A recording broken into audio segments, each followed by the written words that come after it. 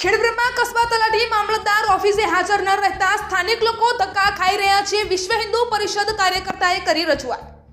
ખેડબ્રહ્મા મામલતદાર ઓફિસે કસ્બા તલાટી ગેરહાજર રહેતા લોકોને ખાવા પડતા ધર્મના ધક્કા, આવકના અને જાતિના દાખલા લેવા માટે 3 દિવસ સુધી ધક્કા ખવડાવતા તલાટી કમ મંત્રી 1 વાગ્યા સુધી પોતાની ઓફિસમાં જોવા મળતા નથી। તેને લઈને પ્રજામાં રોષ જોવા મળ્યો હતો।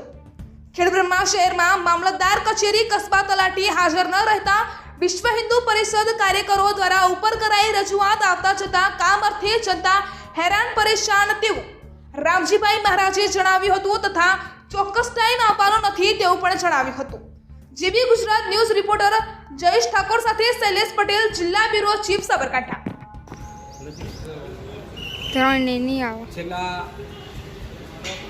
છેલ્લા કેટલાક સમયથી ખેડબ્રહ્મા મામલતદાર ઓફિસની અંદર આવનાર લોકોને ધર્મ ધક્કા ખાવા પડે છે।